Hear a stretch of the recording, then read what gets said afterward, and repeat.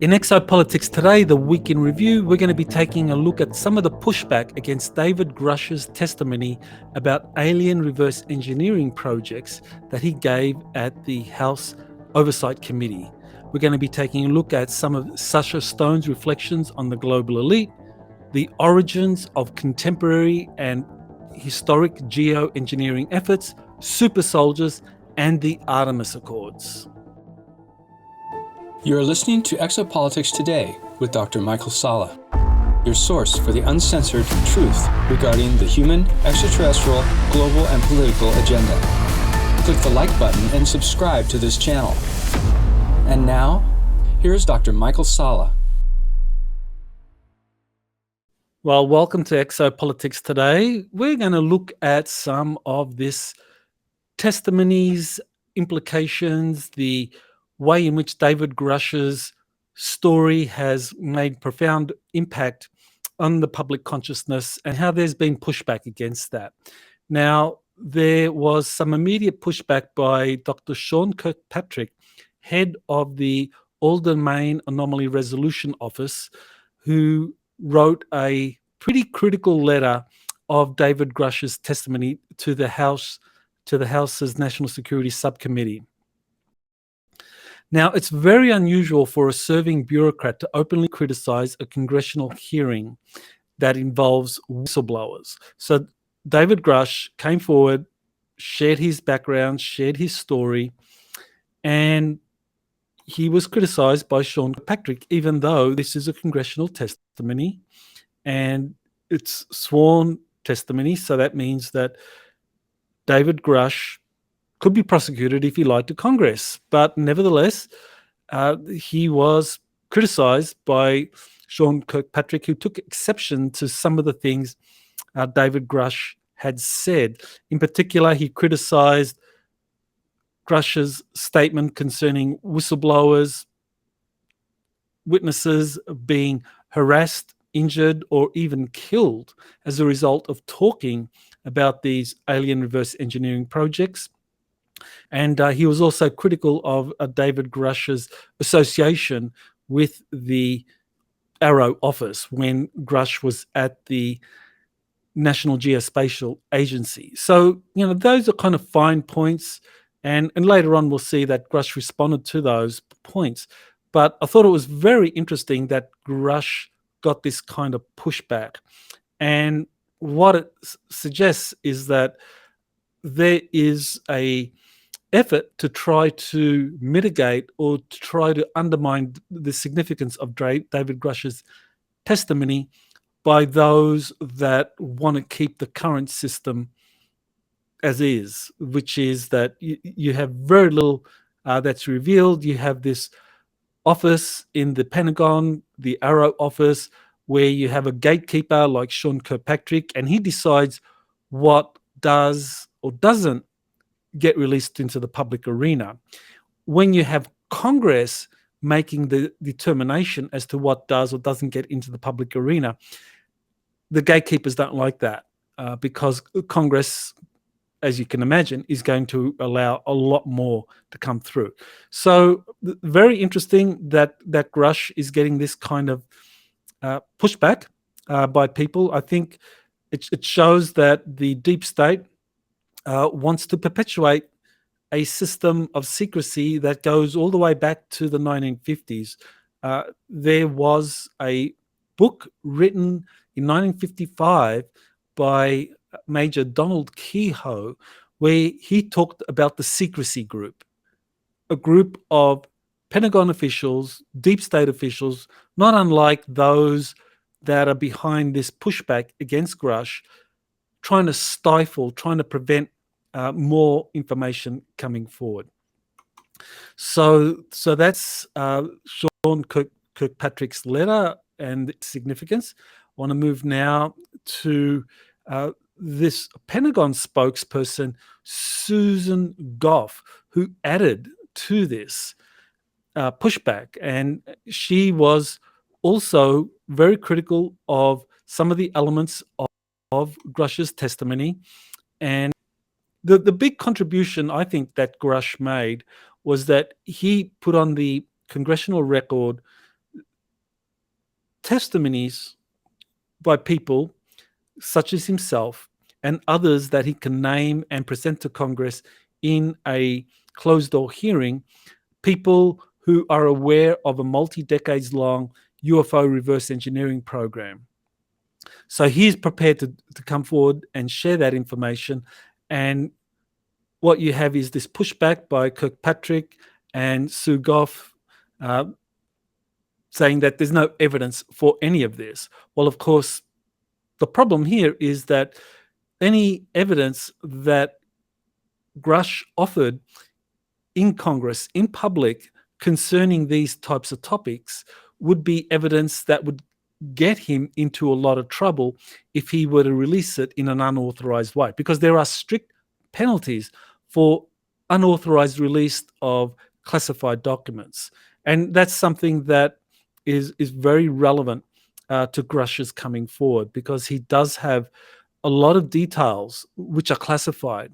And so he has to walk a very fine line into how much he can publicly reveal and what he can only reveal in a SCIF, or that's a sensitive compartmented information facility, where members of Congress can hear what he said. And he's already done this. I mean, this is the thing.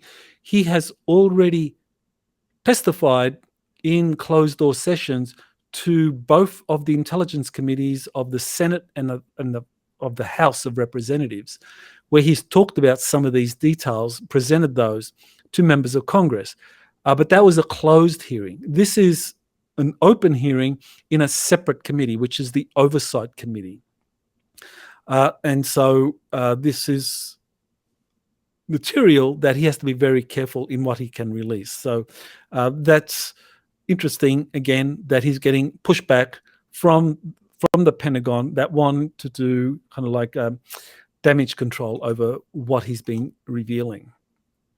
So now I move to another story I covered this week, which is Sacha Stone's interview. And Sacha Stone is a very interesting figure in the, let's just say, the Patriot movement, if you like.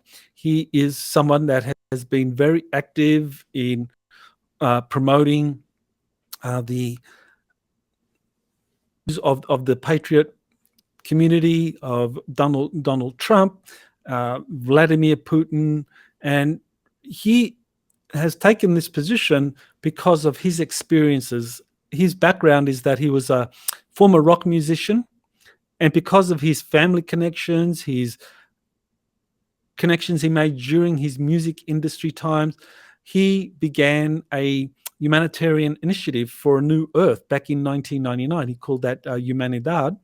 And after several years, that became very successful, or it achieved a profile where the United Nations asked him to come in and head up a coordination of NGOs trying to bring about this new Earth, trying to bring about some major international reform. So he was given a senior position in the United Nations to promote this coordination between non-government organizations.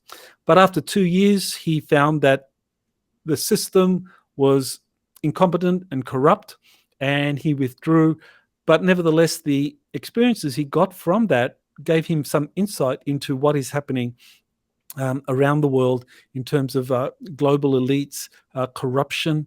He has been very active in speaking out against a group of, let's just say, Satan worshipping people that do strange things to small people, if you get what I'm saying there.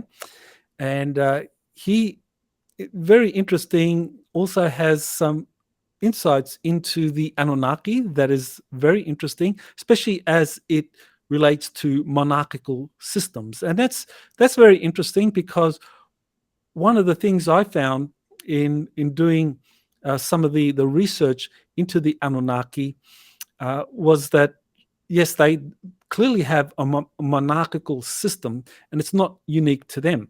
The Pleiadians, who the Anunnaki work with, also have a monarchical system. So it seems that extraterrestrials do have these monarchical systems, where you have these enlightened god kings, these enlightened rishi kings or rulers, as was known in Vedic times in India. And this is because these individuals had a very, let's say, unpolluted DNA, or that they still were connected to source energy, and so they were able to be capable of revealing some deep truths. Now, how you separate that from those who achieve power through force and through corruption, that's a very interesting question. But I think that is something that we as a society will be looking at in the near future, as we have this kind of restoration of DNA, the awakening of these god kings. What does it mean to be an enlightened ruler? Do we have like committees? Do we have monarchical systems coming back?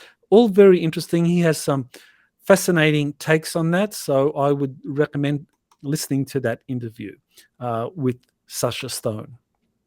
So here's a very informative interview involving two people that have been very instrumental in not only encouraging David Grusch to come forward, but also in having the July 26th congressional hearing move forward, as well as the closed hearings that have occurred in Congress that led to the United States Senate passing this unprecedented UAP Disclosure Act for 2023.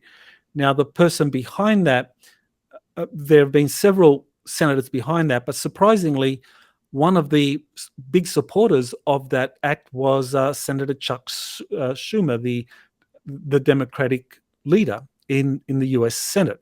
And that's kind of strange because Schumer is associated with the deep state, and for him to be supporting this UAP Act, it's like, why is that? And I did talk about that last week in the Week in Review, where I went over some of the reasons for why they're doing it. I think the most plausible explanation is that the military-industrial complex want them to move forward with this UAP Act because, as I said, there's a lot of money to be made in producing fleets of anti-gravity spacecraft that have been reverse engineered from some captured extraterrestrial technologies. So that, I think, helps explain why the Senate is behind this. But nevertheless, in this episode of Weaponized, where you have George Knapp and Jeremy Corbell, where they talk about the Grusch's testimony, the congressional hearing. They go into why they believe he's the real deal rather than a psyop. So there's two kind of attacks happening against Grusch's testimony. I've already covered one where people like Kirkpatrick and Susan Goff, the Pentagon spokesperson, criticized Grusch, and that's official pushback. But there's also a lot of criticism coming from, you guessed it, the UFO community itself. There's a lot of UFO researchers that are saying that David Grusch is part of a psyop. And they point out his connection to a number of questionable people within the UFO community, people like Luis Elizondo, the connection to Christopher Mellon, and others who are in some way connected to the CIA. And the argument goes, well, guilt by association, basically. If you're working with these people, if you're associated with these people, and they are vehicles for some CIA initiative, then you are probably part of that initiative as well. And what these criticisms focus on is that David Grusch, as well as the two other witnesses that testified in the congressional hearing last week, they all agreed that these UAPs are assessing the capabilities of America's military arsenal, that they're conducting surveillance of the American military, and they constitute a possible national security threat, and that is kind of like the main focus of many of those that are critical of Grusch, saying that he is perpetuating this national security threat hype, which really is something that's just that's being manufactured to make the UAP issues sexy and something that Congress will run in. So I think it's a fair criticism, those that do focus on the UAP threat, that because the UAPs really aren't a threat. I mean, they've been known to be flying around for decades now, and many of them are reverse engineered. Now, this is where I think there is something that's overlooked by critics of David Grusch, to saying that, well, he's pushing this kind of national security threat narrative that people like Christopher Mellon, Luis Elizondo, that others have also been pushing. Now, the problem is that David Grusch's testimony is much deeper than that. I mean, that is certainly the perspective of other people like David Fravor and Ryan Graves, who testified in that congressional hearing. But, I mean, the main thrust of Grusch's testimony was that there have been these multi-decades-long reverse engineering programs of captured alien technologies. Now, that has nothing to do with the national security threat. I mean, it's just saying that for decades now, extraterrestrial craft have been secretly recovered, brought into government or corporate facilities, and they've been studied and reverse engineered. That has nothing to do with a national security threat. Nor does Grusch's testimony that witnesses, whistleblowers, have been harmed or killed for coming forward to talk about these reverse engineering projects.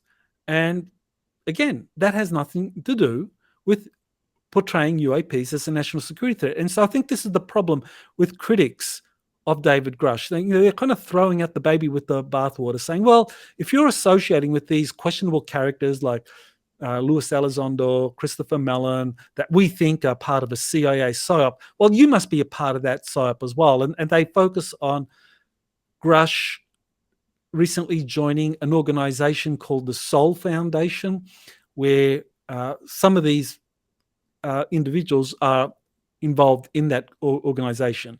It's kind of like guilt by association, and I think people are losing sight of the fact that what Grusch has been revealing has never been revealed before, and it takes the never been revealed before within a congressional setting, I should add. That's the important thing here. So within a congressional setting, for the first time, these reverse engineering projects are being revealed.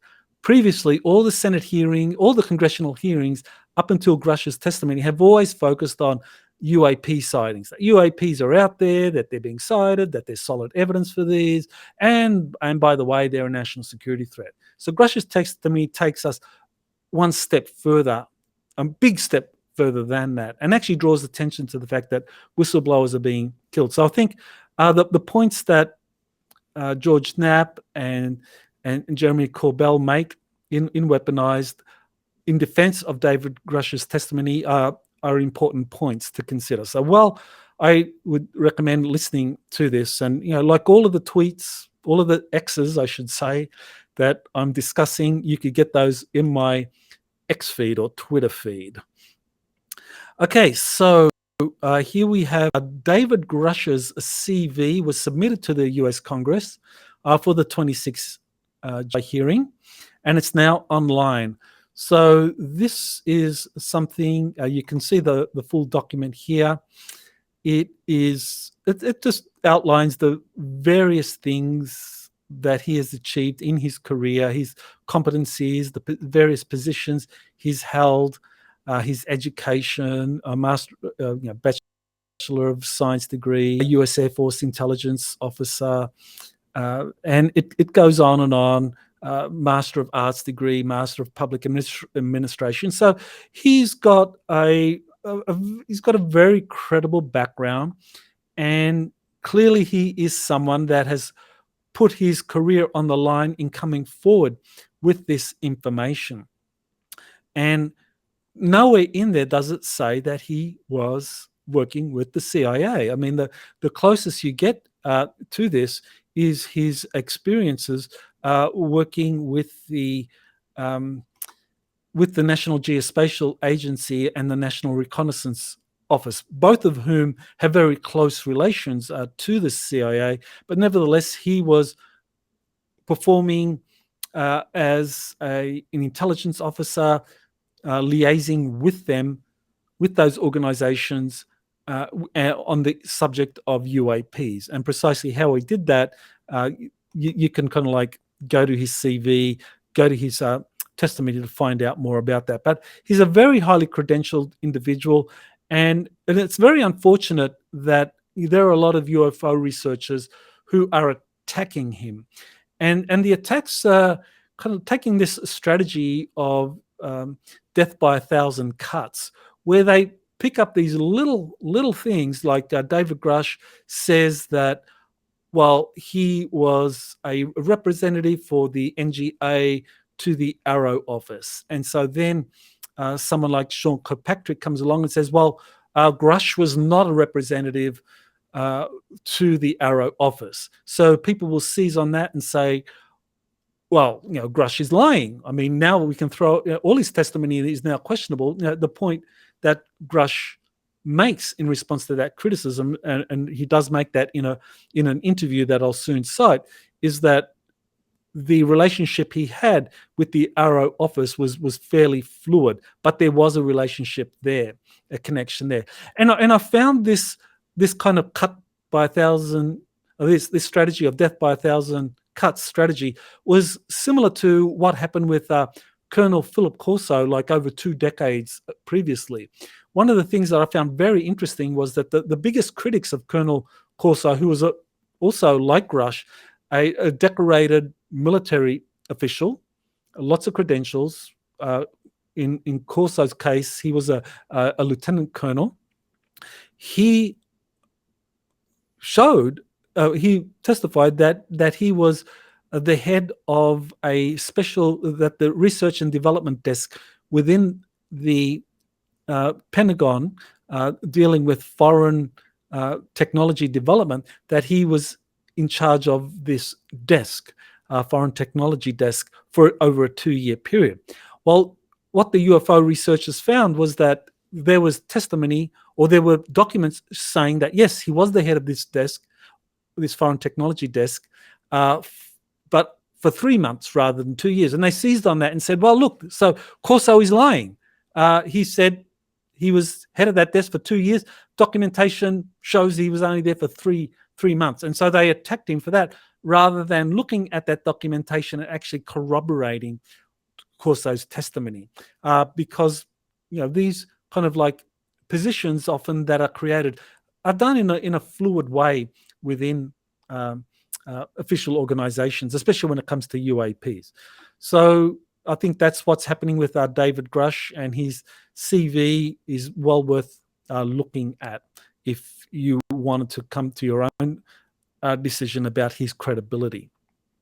Okay, now I move on to this interview that I did with Dane Wigington, Geoengineering the Earth through Secret Weather Modification Technologies. He is someone who is very about weather modification technologies. Now Dane Wigington has been studying geoengineering efforts since 2002, when he noticed things happening at a forest estate that he runs or owns in the Lake Shasta area of Northern California. So Dane Wigington noticed that there was a reduction in the solar output that he was receiving through the solar panels, and that showed that there was something happening with the weather.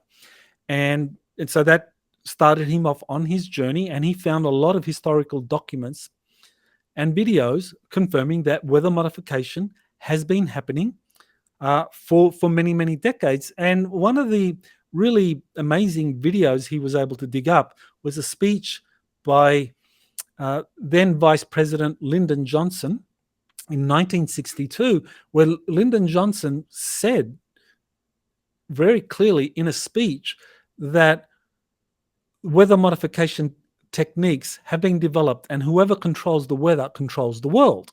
I mean, that was a startling speech. So 1962, Lyndon Johnson, the future president, was acknowledging that there were these weather modification technologies that were secretly being developed, and that there was a race really to develop these, because whoever controlled weather modification technologies would control the world. So Wigington has on his website, Geoengineering Watch, he has shown that this weather modification goes back many decades, even into the early part of the 20th century, when the very first weather modification technologies took off. And believes that this is part of an agenda to reduce the global population to somewhere around 500 million, which was what the Georgia Guidestones had. And in addition to weather modification, he also points out that some of these technologies have been weaponized, that they can be used as weapons. And that's very relevant to my research on exopolitics, because extraterrestrial spacecraft are visiting the Earth. They've been doing so at least since the 1930s. And some of these have been targeted using some of these directed energy or weapons that are also used for weather modification. And these weather modification technologies are very capable of steering hurricanes and producing earthquakes in specific locations. So well worth watching that interview if you are unfamiliar with the work of Dane Wigington. He has a wealth of information that is worth listening to. So, yep, that's on exopolitics.org, Geoengineering Earth through Weather Modification. And you can go to his website, geoengineeringwatch.org. So now we move to this short interview that David Grusch did, where he was accompanied by the former Inspector General for the intelligence community. So it was a very short interview, but Grusch was accompanied by this individual, Charles Chuck McCulloch, the very first Inspector General of the intelligence community. And, this is very, very significant because what it shows is that Grusch is being helped in ensuring that he doesn't step over the mark in terms of what information he reveals publicly that could get him into a lot of trouble with the authorities. And because McCulloch is someone who is very familiar with the law, very familiar with the kind of admissions that can be made publicly that are permissible without getting Grusch into problems. And this is very sensitive because there have been criticisms of Grusch saying that, well, he's always saying, I can only release this in a classified setting. I can only give you details of the various corporations, of the individuals, the locations involved in these reverse engineering programs of captured non-human technologies. Some people have been criticizing Grusch, saying, well, if you know it, just spill the beans, man. Don't just keep hiding behind a classified setting for revealing that information. Now, the problem is that if Grusch were to reveal that information in a public setting, he would be disclosing classified information in an unauthorized manner, and that could land him in jail. So that's why Charles McCulloch is playing this role in shepherding Grusch, in revealing what is going on. So I think this goes back to this kind of historic conflict going all the way back to the 1950s, when you had Major Kehoe talking about a pro-secrecy group wanting to maintain the secrecy system, and a pro-disclosure group. So Kehoe said that there was a secrecy group and a pro-disclosure group back in the 50s, and that has not changed. And I think what we are seeing now is that there is a pro-disclosure group,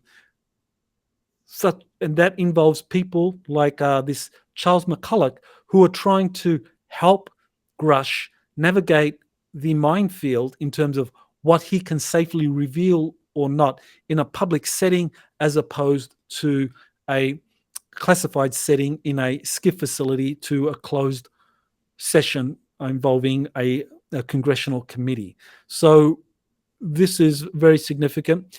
And there are other key takeaways in this very short interview that David Grusch and Charles McCulloch gave, that they mentioned that the Five Eyes countries are involved. So that's the United States, Britain, Australia, Canada, and New Zealand, that they're involved in these classified reverse engineering programs. So that's something that's of great interest to people from these Five Eyes nations. I know certainly Australia, it's of great interest to the Australians.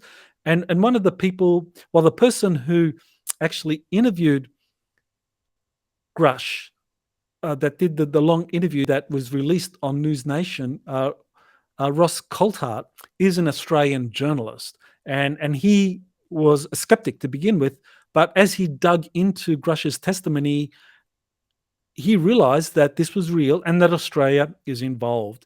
And what's very interesting here is that I believe it was last week or maybe the 2 weeks before, I discussed a Canadian MP, Larry Maguire, who wrote a letter to the Minister for Defence for Canada saying that, look, you got to get ahead of this UAP or UFO issue. You got to start revealing stuff, because the Americans are doing it, the British are doing it, the Australians are doing it, and if we in Canada don't start doing it, we're going to look very, very foolish when these other countries that are part of the AUKUS agreements, that is Australia, United Kingdom, United States, it's the Security Pact where they're sharing all kinds of sensitive nuclear technology and so forth, that if we don't start doing it, that the Australians, the Americans, the British will, and we'll be made to look very, very foolish. So that is what's happening. We are in the midst of a UAP or a UFO disclosure that's going to come through official channels, that everything is being set up. You have congressional hearings, you have legislation now going through Congress. The Senate has passed the UAP Disclosure Act, which has been incorporated as an amendment into the National Defense Authorization Act for 2024, which eventually will be passed. And so there's a countdown now, because once that act is passed, there will be a review board set up to oversee all these UAP records. And so there's a countdown, and people are seeing this and they're saying, you've got to get ahead of this. Now, why is this countdown on? Why are people like Chuck Schumer behind this? As I said, I discussed this last week. I think ultimately it stems from the fact that space arcs, extraterrestrial motherships are here, and that they are releasing more and more probes, and at some point they can start revealing themselves. And governments know this, the militaries know this at the highest level, so they want to get ahead of this rather than being blindsided by them all coming forward at the same time. Okay, so here's an interview that Mel Hostelrick did on Veritas Radio with Elena Danam, author of this Area 51 book that's called Confessions of a Area 51 Insider, the final testimony. This concerns Stephen Uap. So this concerns his testimony, and he was saying that he was taken to Area 51 back in the early 1980s. And because he had this ability to generate a high level of gamma brainwave activity, that he could pilot a mind-to-thought technology that was reverse engineered from extraterrestrials. And that was applied to a F-15F series fighter plane. People haven't heard of that before. You have F-15Es, but no one's heard of an F-15F.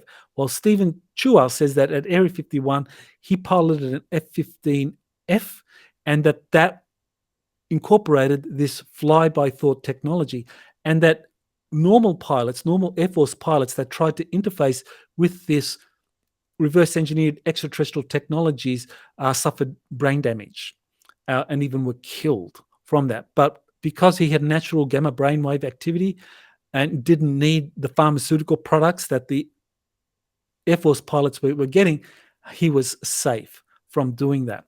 So that gives us an insight into these reverse engineering projects that go way back into the 1980s. I doubt that Stephen Chua's case is part of the historical review, but nevertheless, if at some point the files were released of reverse engineering at places like Area 51, you would find that probably this Singaporean super soldier was brought into Area 51 to help with the testing of a reverse engineered alien technology. Fascinating. And in the interview that you can watch on YouTube or going to the Veritas Radio website, you can hear much more about Stephen Chua. You can get his book where he talks about how he was trained, how he worked under the Singapore Prime Minister Lee Kuan Yew in the, I think it was from 1981 up until 84, and was trained to do things like fight against reptilians that were kidnapping children all over the world, something that is a key part of this extraterrestrial presence that hasn't been really talked about too much. So definitely worth taking a listen to that interview, or if you haven't already done it, then buy the book Area 51 Insider, The Final Testimony of Stephen Chua. Okay, so now this is the final story that I'm going to be covering, and this concerns Argentina becoming the 28th country to join the Artemis Accords. Now, the Artemis Accords, these are bilateral agreements. So you have 28 countries, including the United States, that are part of these accords. So that means the United States has signed the Artemis Accords with 27 other nations. So these are not multilateral accords. Multilateral accords where you have multiple nations signing a treaty, and that once that treaty is signed and then ratified, it gets housed by the United Nations in an archive, and they oversee it. This is not a United Nations treaty. These are bilateral agreements with the United States, which are signed and then eventually ratified. And what that does, what the Artemis Accords does, is that it ensures US supremacy in space for decades to come. So right now, you can see the list of countries in these flags. Many countries here that have signed on to the Artemis Accords. Too many to kind of run through right now. But these countries acknowledge that the United States is a country that they recognize as having a leadership in space, and that they want to work with the United States in harnessing the resources of space under a framework dictated by the Artemis Accords. And the Artemis Accords spell out a manner by which countries can collaborate in these joint ventures in mining space, mining asteroids, mining the moon, having space tourism, all of these different ventures, and doing it in a way where safety zones are protected, where safety zones where you have space tourism, you have space mining, or any other kind of ventures happening there in scientific research, exploration. I mean, that's also another area that the Artemis Accords would cover, so that these accords create a framework where nations can collaborate in establishing safety zones where all these things are happening, and that countries that violate these safety zones can be dealt with in a manner where then you have the U.S. Space Command and Space Force coming in to ensure the protection of these safety zones. So the Artemis Accords are quite ambitious in terms of what is the long-term goal. So what is the long-term goal? It's something that I spell out in my book, Space Force, Our Star Trek Future. And that is where I discuss in that book, and I have a copy right here. So let me just bring that up for you. Here we go. Space Force, Our Star Trek Future. If you haven't got a copy of that, definitely I recommend having a look at that, because there's a chapter in there where I discuss a 40-year plan to create a Star Trek future.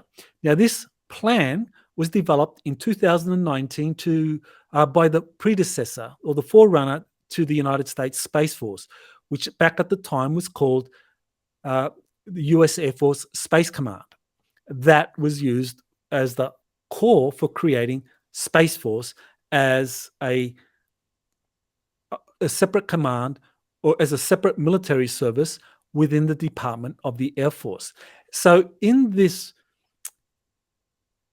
chapter where I discuss the future, the Star Trek future that Space Force wants to create, what was hypothesized by all of the experts that were assembled there, experts from around the world, from the United States, from NASA, the different space military organizations, they proposed 8 future scenarios. 3 scenarios where the United States would be dominant, 3 scenarios where China would be dominant, and 2 scenarios where neither country would be dominant, and it would be just like a Wild West in 2060 in space. So you can imagine what that would be like.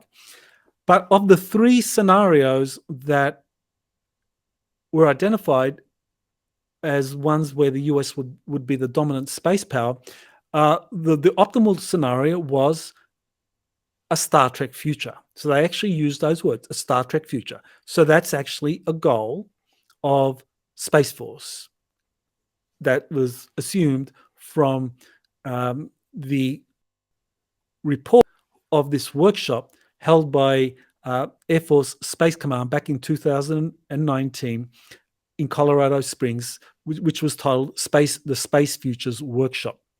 So Space Force wants to create a Star Trek future, which is why I named the book that.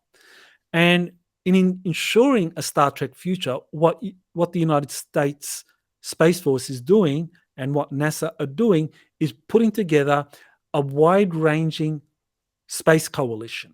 So that's why the Artemis Accords are at the center of this space coalition, where sometime in the future you will have a multinational military space force. And that's being formed right now around Space Command. So Space Command working with its allies. So Space Command is already working with the Five Eyes countries. It's working with Germany, France, other countries, Japan, also working with the US Space Command. So Space Command is going to become the future Starfleet. And the Artemis Accords lay the foundation for something like United Federation of Planets, a kind of like where you have a body, a legislative body making rulings about space and about our future. So the Artemis Accords are very, very important. And as they expand, we are going to be seeing more and more of how this is going to morph into this Star Trek future.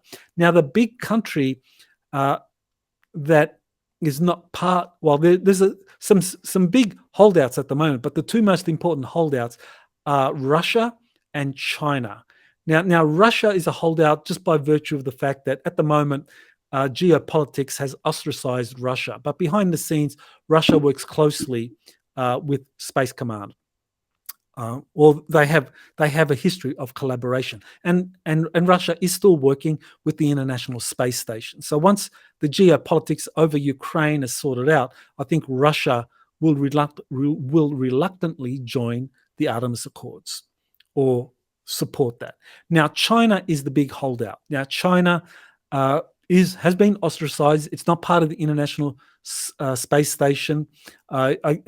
China is growing very rapidly, setting up its own space navy, trying to set up its own lunar research facility, trying to get countries to sign on to that. So it's trying to set up its own alternative. Now, this is where geopolitics comes in. If the United States is able to keep it together as a nation, maintain its sovereignty and its presence, we're going to have a Star Trek future as Space Force wants to create. If the United States implodes because the deep state has been trying to sabotage the United States, and I don't want to go into geopolitics, into how they've been doing it, but anyone that looks dispassionately at the United States can see that there are a lot of things happening in the United States which are by design to undermine and collapse the United States.